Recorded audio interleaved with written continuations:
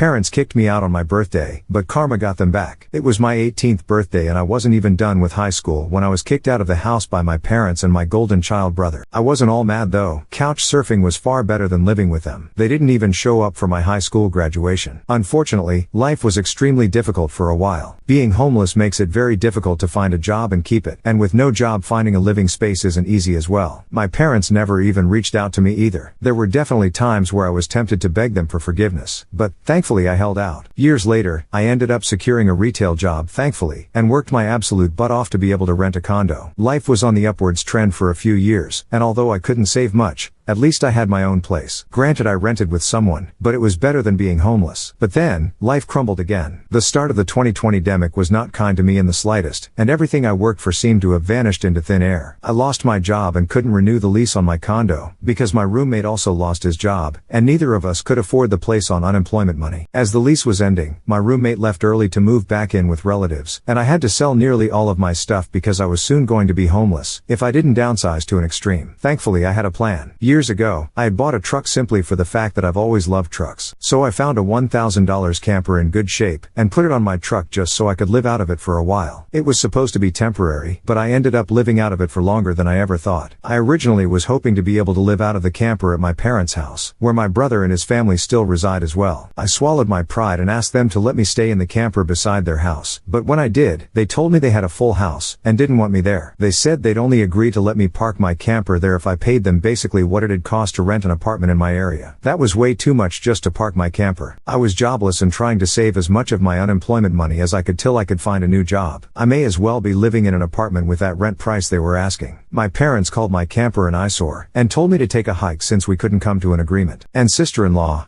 brother's wife, thought it was absolutely hilarious that I had to live in a camper. My brother joined her in pointing at and mocking me, while calling me a homeless bum. After being told no by my parents, I parked my truck camper in a store parking lot to sleep on the first night that I had nowhere else to go. I felt scared out of my mind that someone might try to break in. Suffice to say I didn't sleep well that night. There was nowhere else I could go as any other relative as that owned houses were fairly far away, and all my friends were all apartment people. And I was pretty attached to my area as well, so I didn't want to just leave. I'd also had my mail forwarded to a friend's apartment. It was the only way I could still get my mail anymore. Finding a stable place to park was pretty difficult. I went looking around to try and find a job similar to my old one. It took months of living the nomadic camper life. In that time, I had to deal with a lot. Everything from beggars and addicts to people demanding I leave because my camper was an eyesore. At one point, someone who told me to move claimed to be with an HOA. I wasn't even parked on a street with houses. And when I questioned what HOA, they got incredibly belligerent and threatened me. I moved my camper anyway just to avoid the trouble. In order to have a steady supply of electricity, I learned to use a long extension cord to plug in anywhere I could to camper batteries. This meant sneaking around and plugging it into an outside outlet of a random building while parked on a street. I know that's a crummy thing to do, but I had to keep my batteries charged so my refrigerator would stay cold. I had a small solar power bank for recharging my phone, but I didn't have anything like a generator, and generators are noisy and require fuel anyway, so I did what I had to do. After months of living like that, I finally managed to get a new job. I had to move to the neighboring city to find a job that didn't involve retail. I worked retail while in college and promised myself never again. Though I was nearly ready to break that promise. I was still getting unemployment money, but I had no stable place to live while receiving it, and I didn't want to still be jobless when it ran out. Plus I was bored out of my mind. I had little else to do but read, watch movies on a small portable DVD player, use my phone or laptop, and keep note of where I could park and what local public bathrooms I could use. I kind of envy that the Japanese have public bathhouses. We could really use stuff like that over here. When I finally landed a new job, I practically lived in the back lot of the building by the warehouse in old employee parking spaces. Literally no one else seemed to bother using because they were so far in the back that the area was borderline forgotten. My boss company owner actually liked this arrangement because I was willingly available to take any shift I could get so long as I had enough sleep. He even let me take the camper off my truck and set it up in one of the spaces so I could drive around without it. Not exactly sure if this was legal, but no one about it. The entire time I lived back there, I didn't have to deal with many trespassers. There were a few, but the security guards escorted them out. I was pretty much on call almost all the time when they needed me and was working virtually every day of the week. My boss let me plug my camper into the building for power and water, and I paid a small amount of rent by working for free on Sundays when no one else was in the office but the janitor and security guard. Beyond that, I usually had to shower at a friend's apartment or at my local gym as the camper didn't have a shower in it and only a portable toilet. And I didn't want to fill it because emptying cleaning it as a nasty chore, so I used other bathrooms as often as I could. I had a key to the warehouse and could go in to use the bathroom there at any hour. I was even on a first-name basis with the night security guard. He's since become one of my closest friends. The camper was easy to heat in the winter with a small electric heater. Summers were not fun though. The camper didn't have AC, so I had to get a USID portable air conditioner just to make it bearable. I made a lot of overtime pay and hands-on learned some new skills from other employees. Eventually, midway into this year, I landed a better position in the company as a supervisor and started making a better salary than my old job. That's when I decided I wanted a house. The scare I'd gotten from losing my condo made me realize I needed something much more stable for the long term. I looked around for something close to my work and just 2 miles away found a 3-bedroom manufactured home on a small property. But I managed to get it for $10,000 less than the asking price somehow. I used nearly my entire savings for a down payment and got approved for a home loan. I finally didn't have to live in a camper anymore. There was enough space for me to back my truck in behind the house to take the camper off to set it up in the backyard. So I put it there as its own little building just in case I want to use it again. When I was fully settled in the house, I was dumb enough to brag about it on my book of faces. My family saw the post and that's where this crap really starts. After a few weeks, my parents and brother along with his family came to visit completely unannounced to have a tour of my home. I didn't even give them my address, so how they found out where I live I still don't know. None of my friends have fessed up and no prior family members visited me before that. So I wonder if they stalked me at work and followed me home or something. It really wouldn't surprise me. Once I opened the door, they practically all shoved their way in like rambunctious tourists, then just started making themselves at home. They all kept poking around and sister-in-law had this creepy smirk that she was repeatedly flashing me. It was only later that I figured out why my family had visited me completely out of the blue, and their reason made me madder than a bull on steroids that just got stung by a hornet. You see, my parents were constantly talking about how I've got so much extra space now and it's too much for someone like me who has no wife or kids, and my brother kept remarking about how there was more space than our parents' house and my house was closer to his job too. Red flags all around, I know. Eventually, my brother asked me to speak privately. Everyone else suddenly left the room and piled out onto the front porch. That's what finally made me realize they'd planned something. My brother, let's call him Dan, said the house was too much for me alone and I should let him move in with his family because his wife is pregnant with kid number 4 and my house is much closer to his job. He pointed out that I already have the camper, so I could just live in that outside while they live in the main house, and I'd like to point out that Dan never once spoke of offering rent. Mind you, he's got a good job. He also started talking about how there would be changes and even curfews and that I couldn't just walk in at any time without prior notice. If it weren't my brother, I'd think the person I was talking to had lost their mind, but Dan lost his marbles long ago thanks to our parents treating him like he was the center of the world. I tried to speak, but he kept talking over me as if I had no say in the matter. There was no way in hell I'd rent my house or parts of my house to him. Other people maybe, just so I can pay the mortgage off more easily, but certainly not him or his nasty wife. I've heard of this exact kind of situation in videos online many times and never once did I think I'd actually live it because I thought it's so ludicrous. But my parents, brother and sister-in-law, do all fit the bill for a bunch of narcissistic entitled crazies. So I picked up my phone and set it to start recording, then just held on to it. Dan didn't even seem to care or notice that I'd done this and just sat there with his arms waving around while talking about all the reasons of why he needed my house. Then went from saying that to acting like it was a done deal and trying to reach out his hand to shake mine. That's when I finally showed my backbone and said hell no, and I said it loud enough that Dan stumbled backward for a second. I'd rarely ever raised my voice to him on that level because I was punished by our parents whenever I did. But this was my house, not theirs. My spine can be as shiny as it wants here. I stood up and then told him that my house was not up for grabs and acting like I'll let him move in just because they want it won't make it happen. I bought my house for me and it's not my fault he keeps having more kids and has to keep living with our parents because he can't afford to move out. Dan got as physically close to me as he could without actually touching me and said that I didn't deserve the house and he needed a better place for his family to live. I was total bullcrap because I worked hard to be able to buy my house. Of course I deserved it. Dan started yelling that I have no wife or kids and I don't need all the space, so I may as well give it to him. I said I'm not giving him anything and he never even offered to pay me rent. If I let him move in I'd still be covering the entire mortgage on my own house without even being able to live in my own house. Then Dan told me that he shouldn't have to pay rent because his family comes first and our parents said I was going to do this and that I will. I yelled as if their word was law or something and told Dan that they did not have the right or power to give my house to him. Then right one cue my parents and sister-in-law barged back in through the front door and surrounded me to try and force me to agree. There was a lot of fighting, but to sum it up, from this point on I heard the line "just do it for Dan" way more times than I can remember. In the fight I told them all they don't have a say in my life or my house and to get out before I called the cops. Sister-in-law screamed the loudest at me about how she was pregnant again and I can't do this to her. I said I did nothing to her, she just assumed she could take from me like I would just allow it. I had no obligation to her or her family. Then I called her a stuck-up bitch who never had any respect for me, so I don't care what she thinks or how many kids she has. I have no sympathy for her. She won't be living in my house. Well, that made her angry enough to attack me. My brother held her back, kicking and screaming. She kept demanding he let her go. The phone I was holding recorded pretty much everything, so I held it up and said I was going to call police if they didn't leave right away. My parents told Dan they were leaving. Then my mother said that I had a week to come to my senses. I told her I won't be and to not come back. Then I told sister-in-law that my phone recorded everything and if she tries anything I'll press charges for assault. She screamed at me and then stormed out loudly, crying with her face in her hands. My mother was the last one out the door and said that I better do this for Dan and sister-in-law. I responded by telling her I won't be. After I kicked my parents, brother, and sister-in-law out for trying to force me to hand over my new house to my brother, I immediately went to my social media and told the story to the whole family. It spread pretty fast, but you won't find it now because it all got deleted some time ago and I put my own profile on private. I posted about it because I knew that the first thing my family would do when they got home is try to twist the event to make me the villain, and I was exactly right. But I had about an hour to get started before them and I had video evidence to back up my story about what they'd done. Being preemptive worked because I got a fair number of family members on my side right away. My parents,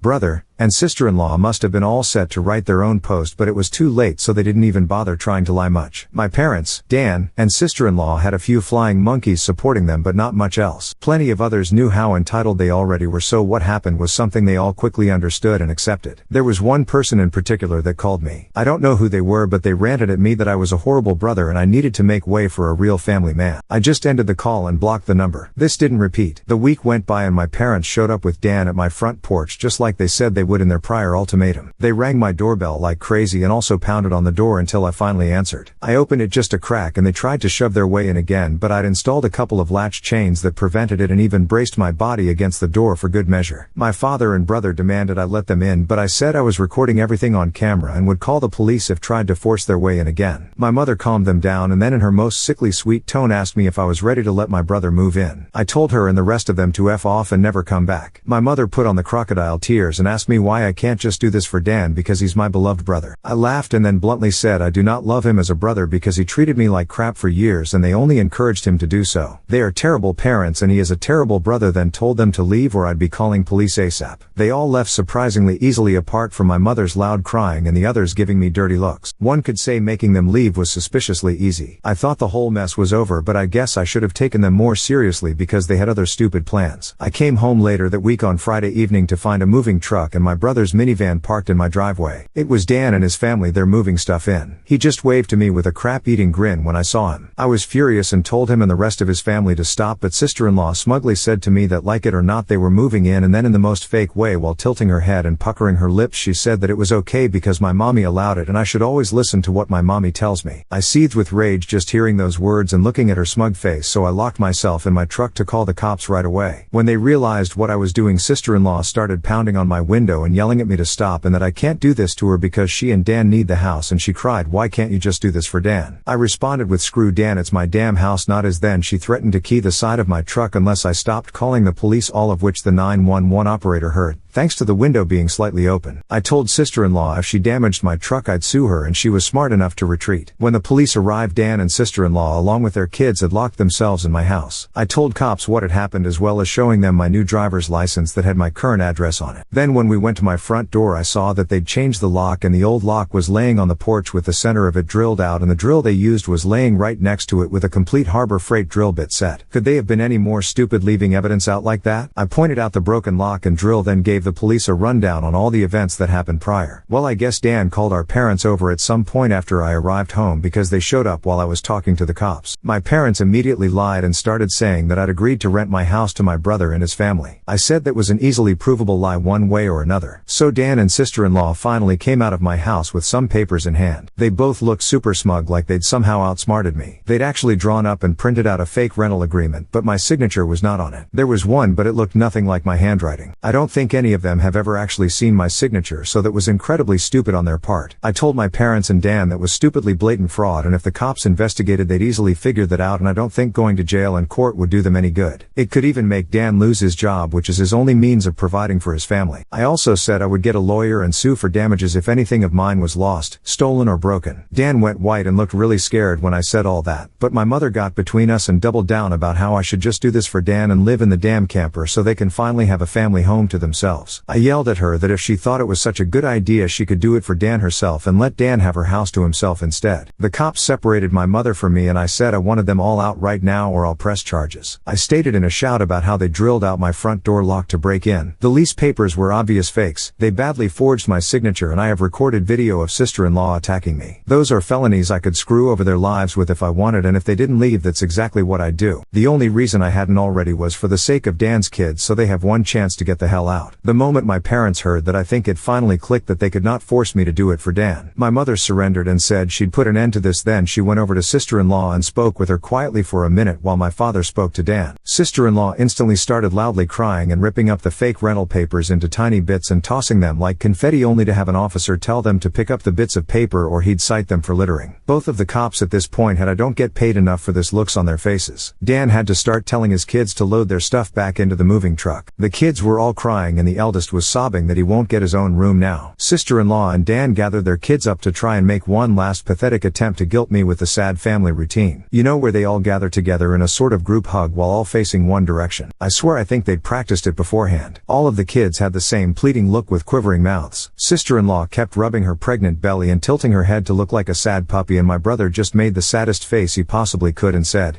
"Please don't do this. We need to be able to live here," but I didn't falter and told them to keep packing. All the kids and sister-in-law turned the crying up to 11 and Dan yelled at me, "Are you satisfied with yourself? You've denied us a home because you're too selfish to share and help out family." I ended up laughing like a maniac and retorting that what he was trying to do was taking, not sharing, and no amount of crying will make me let his family move in because he's no brother of mine anymore. He's just an entitled eye-hole who thinks he can take whatever he wants from me like when we were kids. Dan started F-bombing me until the cops told him to cool it or he'd be in cuffs regardless if I wanted to press charges. He sucked in his lips and looked a mix of afraid and supremely ticked off. I asked the cops if they could stick around until my parents, brother and sister-in-law had all left, and they said they had no intention of going anywhere until this had been resolved. In fact, in the next few minutes 2 cops became 4 as more drove in for whatever reason. That gave my parents some extra incentive to get moving. I made Dan give me the keys to the new lock he'd put on my front door. He was really reluctant to hand them over. Then instead of handing them to me, he actually threw them down the street and into a storm drain while saying to go get them myself. But one of the cops scolded him for that and made him go get them. He had to pull the grate off just to get at them, and he got pretty dirty in the process. When he got the keys back, he just grumbled, then slammed them down into my hand. I then told them all to leave and never come back. My mother said I'd be disowned for this, as if that were some kind of threat to me, and I voiced that to them. Then in an overly sarcastically I said something along the lines of, "Oh no, that means I won't get to come to any holidays with you guys where I always get treated like crap by you all anyway, because Dan has always been your obvious favorite. You treated all me so badly when I was growing up that if Dan ever needs an organ donor I'd show up to the hospital to laugh at him. So do like you always told me to do when I was mistreated by all of you and suck it up." My parents were floored after I said all of that, and the quartet of cops were looking pretty judgmental at them as well. I tell you, if you want to put nasty parents like mine on the spot, confront them in front of cops, because they'll likely not try anything really stupid then. My mother just started crying and walking away. My father just stood there looking like he wanted to lay hands on me, and Dan just held his kids in defeat. Oh, and sister-in-law was off having a tantrum in my front lawn. Soon enough they all formed a line handing out boxes and got their stuff out of my house. Nothing had been unpacked yet, so it all was taken out pretty quickly, but while doing it my mother kept saying it wasn't too late and I could still do it for Dan several times. Each time trying to bargain more and more to try to make me change my mind. She said that Dan could pay me rent if I let them stay, and when that didn't work she said I could move back in with them to let Dan rent my house so I wouldn't have to share the building. I told her to shut up and keep packing boxes because I don't want Dan or his family around. I don't want his money, and I certainly don't want to live with him or my parents ever again after the way they treated me when I was a kid. Making a deal with my parents would be like making a deal with the devil to me. Sister-in-law ended up having another tantrum after hearing that and threw a box down, then sat on the ground to have a pity party because she didn't want to go back to sharing a house with my parents, and she just sat looking angry sad there until everyone else was finished. She didn't even want to get up when it was time to leave. They finally got everything out of the house and into the truck, so before they left I laid into my parents one last time about all of the crap they put me through growing up, and with 4 cops being right there they couldn't do much other than stand there and take it for once. I called them out on so many things that happened and even pointed out how they couldn't just do something nice for me like letting me stay over with my camper when I was homeless and trying to get back on my feet. How they let Dan and sister-in-law ridicule me and call me a bum. Well, who's the bum now? They wanted to kick me out of my own house so Dan could stay in it free of charge, yet when I needed a place to go they wanted to gouge me for more than I could afford just to park my camper when they knew I was out of the job. There were more extremely judgmental stares from the cops when I said all of that, so I put my parents on the spot one more time and asked them what I ever did other than being born to deserve being treated so badly, because when I finally have a bit of success in life they want to snatch it away from me for their favorite child, since they'd rather I give everything to Dan and have nothing for myself. I bought my house using the money that I earned. I owed them nothing and I won't be asking anything from them ever again, because clearly I will never be anything more than a doormat or a cash cow in their eyes. I got no answers from them. They just stood there looking like fish out of water, so I continued ranting and asked them what in God's name made them think they were such good parents after all of that. My father was beet red, but more from embarrassment than anger this time, and my mother was crying that she was a horrible person. I bluntly agreed that she is a horrible person. They all are, and I bet they'll go to hell for it too. They were crappy people and they all knew it, but if I'd called them out on all this stuff in private instead of in public they'd just get mad at me and still act like I'm in the wrong. They just kept up the denial for so long that it became a part of who they are. My mother buried her face in my father's jacket to cry, and my father looked more defeated than I've ever seen him. Dan and his family avoided me entirely as they finished putting everything back in the moving truck. I made sure nothing of mine was stolen, not that I'd had a chance to get much furniture yet. They all got back in their vehicles and sister-in-law just stood staring at me with malice until my brother finally got her to drive the minivan home, and as soon as they were all gone I got back online again and spilled the beans on what happened. My parents were too embarrassed to even try and defend their actions this time, and while the family was somewhat split before this incident, it was now a landslide in my favor. Nearly all of the family has sided with me after this incident, and those who haven't simply aren't siding with anybody. No matter how much my parents previously tried the "we did it for Dan" line, no one listened anymore, so any remaining familial support they had is now gone. Many in the family who I expected wouldn't side with me did. That includes the former flying monkeys, so I guess they've finally had enough. Around that time I offered to host half the family next Christmas Eve in my new house. My parents were not invited. I wasn't blocked on my brother and sister-in-law's profile surprisingly, and I saw sister-in-law had her 4th baby in early November. They are still living with my parents. I'm pretty sure they knew I was watching because sister-in-law kept making passive-aggressive posts every couple of weeks or so about not having enough space while living with my parents, probably to see if she can still guilt me, and I'm sure it's driving my mother and father up the wall because they aren't getting any peace and quiet in their old age with 3 young kids, a mentally unstable sister-in-law, my golden child brother, and a newborn baby in the house all at once. Perhaps they could move into a camper in their own backyard and let Dan take over their house completely. They might get some peace then. Yeah, they could do that for Dan.